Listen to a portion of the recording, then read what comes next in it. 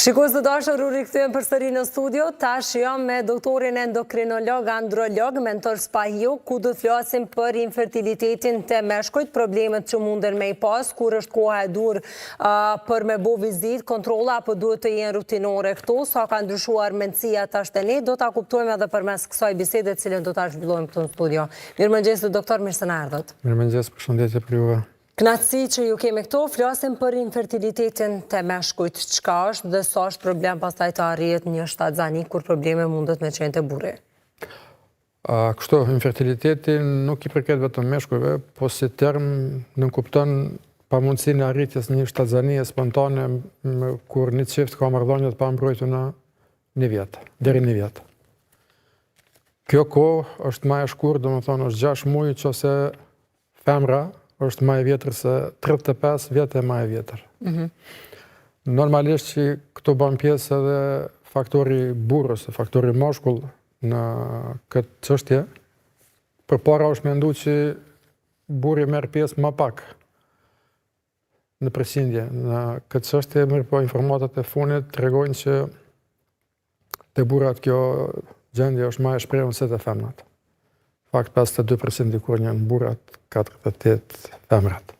Do të thotë kemi më shumë, është problem në rritje. Pse është në rritje? Çka ka ndiku? Po ka shumë faktorë, nuk është vetëm një faktor.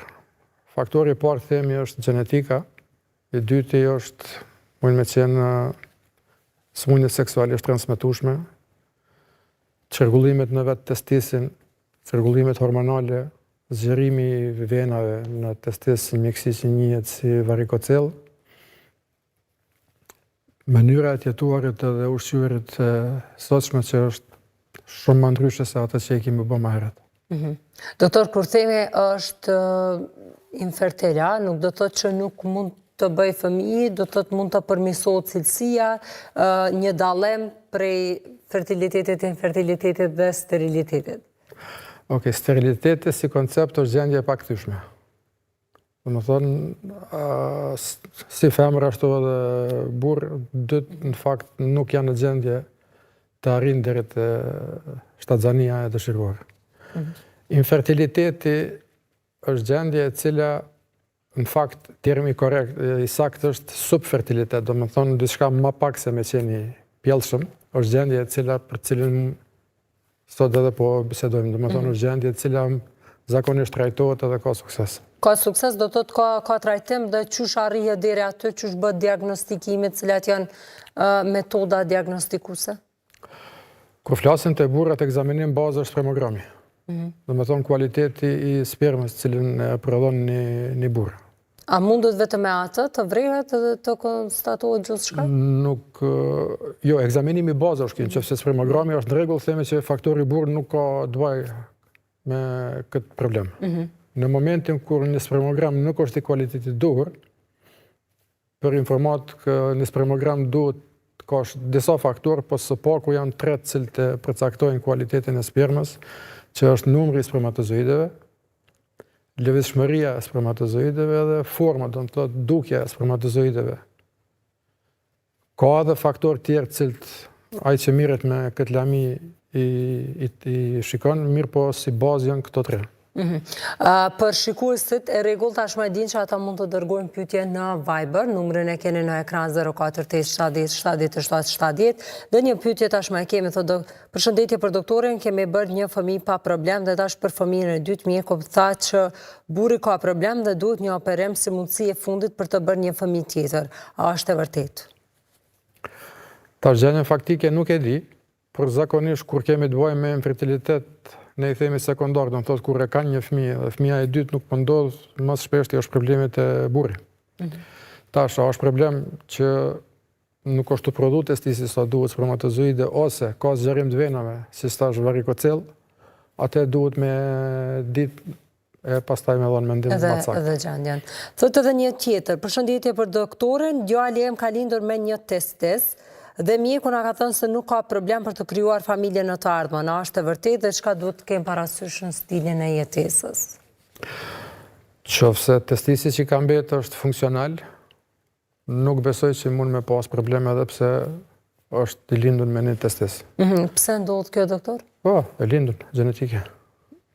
Lindi tillë, ose gjatë fëmiris mund me pas në një damtim në testis, edhe është dashur mu heka i testis. Ose larg qoftë smunje malinje. Thot, a mundet infeksioni urinar të shkaktoj probleme për me mes shadzën dhe me u bart edhe ton gjatë marrëdhënies? Të është me qenë ma i saktë se këtu përmend që është infekcion urinar e jo infekcion seksualisht e transmetueshëm, duhet me bo pak dallimin. Po, çka? Se jemi të folë për infekcion seksualisht transmetueshëm, normalisht që vetë emrit tregon që infekcioni bartit prej një partneri në tjetrin. Ta është të quajtur në fenomenin ping-pong, ku partnerët njëri tjetrit ja bartin infekcionin gjatë marrëdhënieve seksuale. Ndërsa te infekcionet urinare? Infekcionet urinare varet çfarë niveli janë. Mund me ndiku në kvalitet spermës, po duhet dihen ku janë.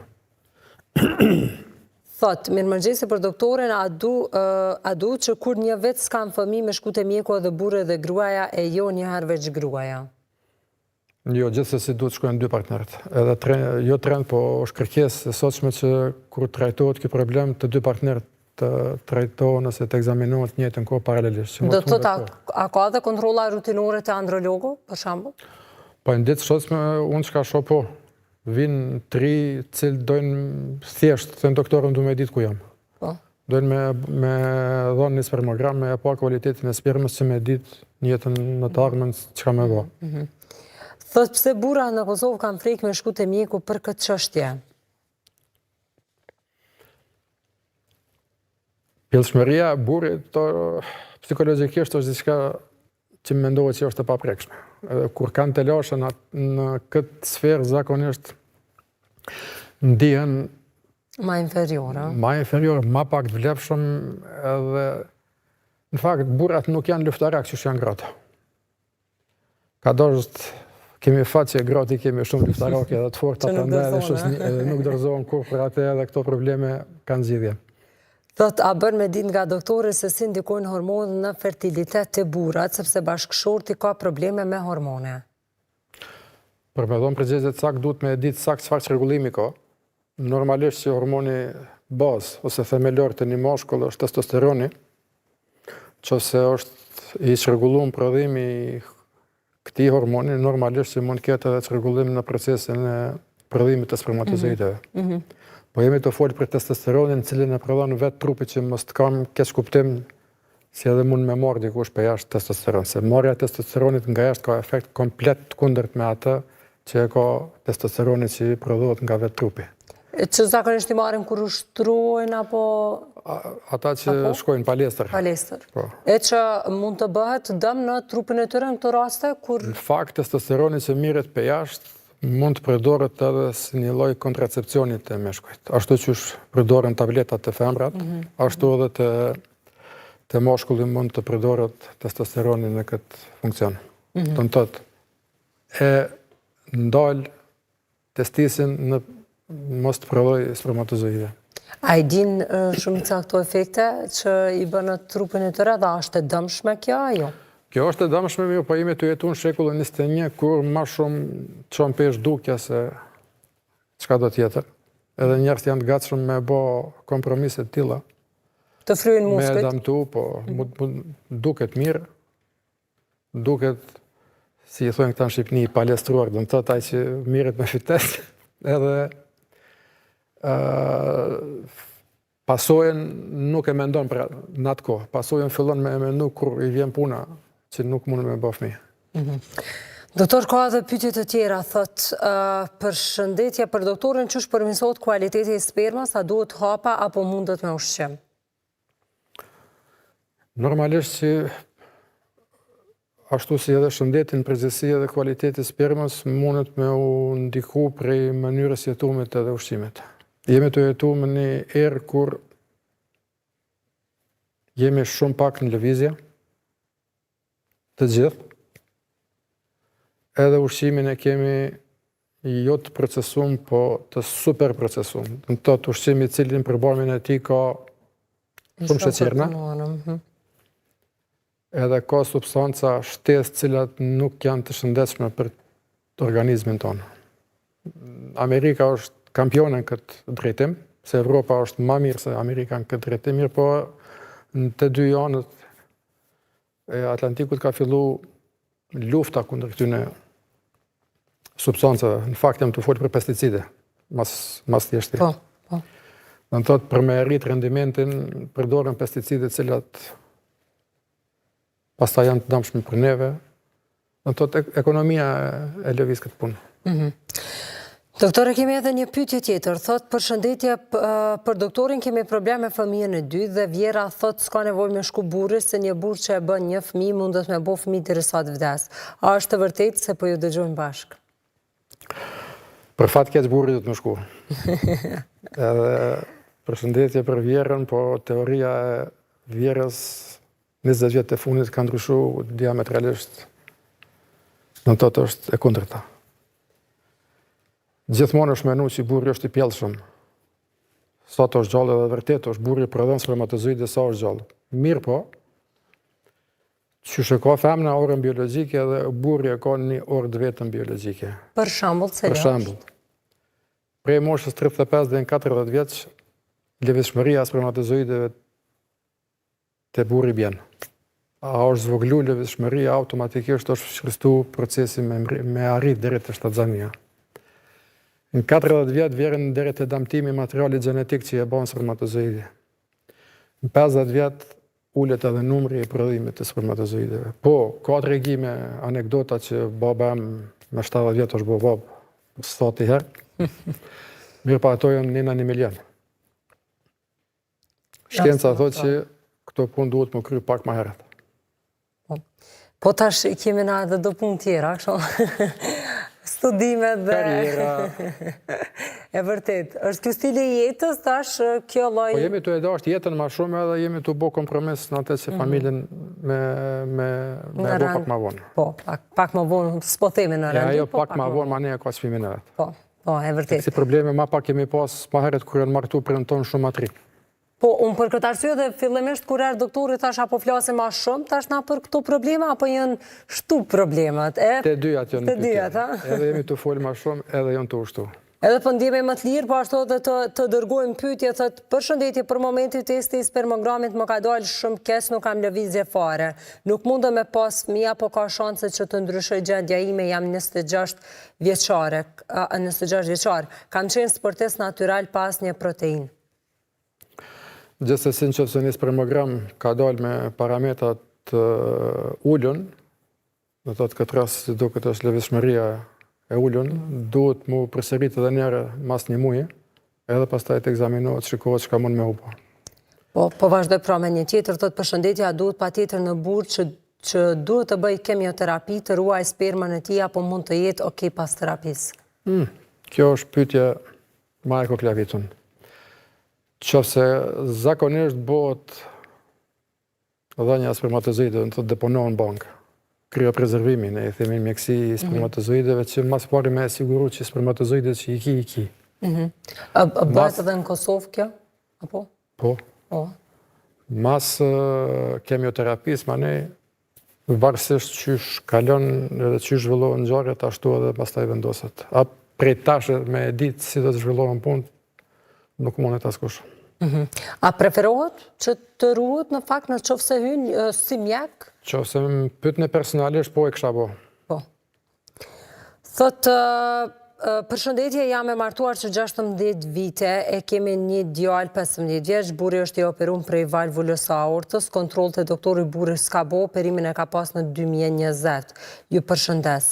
Do thotë me gjas nuk kam probleme arrit një shtatzani të dytë. Me abolloni spermogram edhe me pa ku është problemi. Po. Doktor, më herët kur ju prezentova, do të thotë endrolog, androlog, këto të dyja lidhen dhe gjitha do të shikohen në momentin kur vijnë pra meshkujt në kontroll, burrat, shikohet statusi hormonal, pastaj vazhdojnë tek pjesa tjetër. Na shpjego pak rolin tuaj në këtë mes. Andrologu është një mjek që mirret me shëndetin reproduktiv, do me thonë, fertilitetin e mashkujve, edhe shëndetin seksual që pak kush edhe do në me folë që është edhe njëni për problemeve që është shumë me rëndësi në këtë lami. Ka linë si shkencë viteve 80-ta, si me mbush një boshllëk, se a është përmend burri, është mendu që urologu është mjeku që mirët me atë punë. Po edhe këtu pastaj një shpjegim. Po të metë si bosh kjo pjesë e pjellshmërisë së mashkullit, se nuk është puna vetëm që trajtohen sëmundjet me operime, po ka edhe trajtim që ne i themi konservativ, do të thotë me terapi, a është tabletare, a është injekcione, a hormone. Ka lindë si nevojë mu zhvillu një lami e re, cila ka më marrë vetëm me këtë çështje. Do të thotë andrologu mirët vetëm me pjellshmërinë e burrit edhe me shëndetin seksual të tij. E kam thënë edhe më herët në studio tjera, është ginekologu i mashkujve. Po. Ndërsa dallimi mes urologut dhe andrologut? Në fillim ka qenë dallim më i qartë, se andrologu, ai që vjen prej prapavis si endokrinolog, nuk mirret me intervenime kirurgjike që lidhen me këtë çështje. Mirë po në kohë të sotshme ka uro-androlog, endo-androlog, do të thotë ka edhe nën tipe kësaj lamie, cilët kush mirret edhe me trajtim, edhe me konservativ, do të thonë me tableta, me ilaçe, edhe me intervenim operativ. Thot një mirëmëngjesi, jam përparimi nga Gjilane, përshëndes duken, kam shumë respekt për të, e përshëndesim po ashtu edhe ne zotrion. Thot përshëndetje për doktorin, a ndihmon IVF në arritje të shtatzanisë kur kemi probleme me lëvizshmëri. A ka edhe mënyra tjera më të lehta, për shembull inseminim, cilën të zgjedhim? Varësisht prej numrit të spermatozoide, dhe në fakt këtë lëvizshmërinë me e pa sa është kompromitume, do të thonë të dëmtume, atëherë vendoset a ekzistojnë gjasa me bojë inseminim.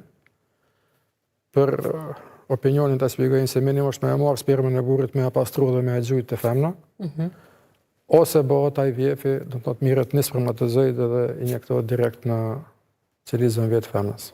Do të thotë këtë e vendos, pra po them, kualitet, të thënë parametrat cilët janë në spermën cilën jemi të ekzaminu. Doktor, cilat janë më të shpeshta, apo bëhen dyjat, nuk dallojnë njëra prej tjetrës? Këto dy procedura? Po. Këto janë procedurat që bëhen për anës ginekologut. Po.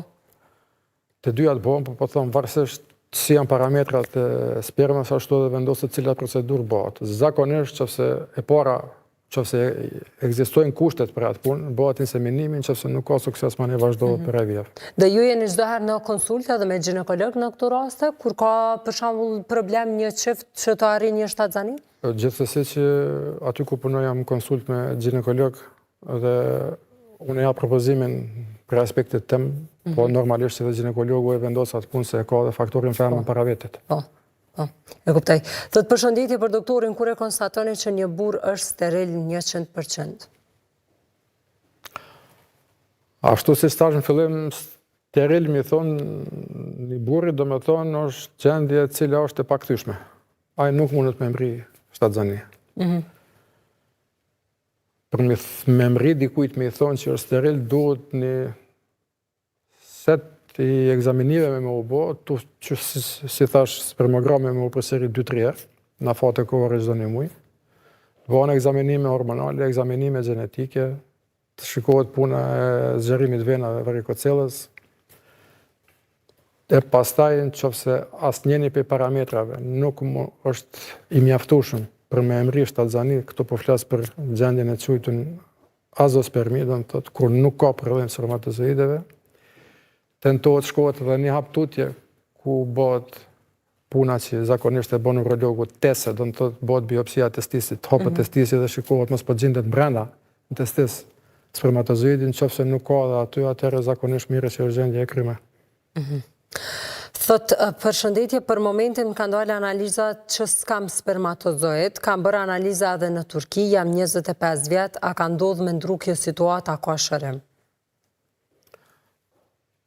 Për me qëfse është rasti cili është me azospermi, këtë që e thash ma herët, duhen bëhen spari teste gjenetike, janë 2 teste ma specifike gjenetike cilat bëhen për këtë punë. të bëhen egzamenimet hormonale, pastaj shikohet a ekziston shansa me u stimulu testisi me hormone që të prodhoj ndonjë spermatozoid, edhe në fund të provohet edhe me testa ata që e thash më herët, do thotë hapet testisi edhe kërkohet spermatozoidi brenda atij. Sot përshëndetja kam bu një spermogram në fillim të martesës më ka dalë mirë. Kjo është para 2 vjetë, a duhet me përsërit se gruaja nuk po arrin shtatzani? Një spermogram i cili ka qenë mirë para 2 vjetë, është informate mirë. Mirë, po kjo duhet me u përsërit, edhe moshkulli është një gjallë, që mund me parametrat e ti me u prish gjatë jetës, po si stash spermogrami nuk i ka vetëm ato 3 elemente që i përmena me gjesë. Ka edhe elemente tjera, për shembull, qofse është rasti si ky që e përmendet, hapi i parë është të dashur me qenë me bo fragmentimin e ADN-s spermatozoidit. Do të thotë me e pa materialin gjenetik që e bën spermatozoidi, a është në rregull, a është e damtuar. Qofse është, duhet me u trajtu që me e mundsu shtatzanin. Doktor, në qoftë se kemi sëmundje shoqëruese, a mund të ndikoj diçka në këtë? Sepse kemi një pyetje thotë përshëndetje për doktorin, a ndikon diabeti në pjellshmëri? Direkt jo, indirekt po. Qofse është diabet edhe avancimi i moshës, automatikisht vjen deri te ulja e prodhimit të testosteronit, hormonit bazë që përmendëm.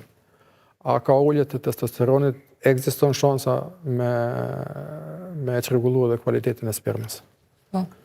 Njeriu është një tansi e vetme, nuk është sistemi ndam që një sistem funksionon mirë edhe tjetri që se nuk funksionon, nuk e prekte. Trupi është një. Për atë edhe pjellshmëria mendohet që është njëri për parametrave të shëndetit një moshkulli. Do të thotë ai që është i pjellshëm ka dhe shëndet plot. Ndikon edhe kjo. Doktor, çka u sugjeron atyre që po na ndjekin tash? Për shembull, kanë apo edhe s'kan probleme? Po besoj që seni parë që duhet me bo është problemin me pranu e jo me shef edhe me tentu me anashkalu. A anashkalon e fiton një kohë, po apet ka me arë problemi para te. Kështu që më mirë është më marë. Me njerë me problemin, me shku të mjeku i duhen, me fillu mu egzamenu dhe me tentu me gjithë burimin e problemit, se hapi i parë për me trajtu një smundje është me gjithë burimin e problemit. Që se nuk e gjenë burimin e problemit, pa ko klavit me kjo punë, e vështirë. Kështu që ma heret me fillu këto punë jo, kur fillon më kallë shpia. Doktor, faleminderit shumë për kohën, faleminderit për informatat, për përgjigjet që i keni dhënë për shikuesit, shumë kënaqësi që ju patëm në studio. Faleminderit edhe juve. Gjithashtu.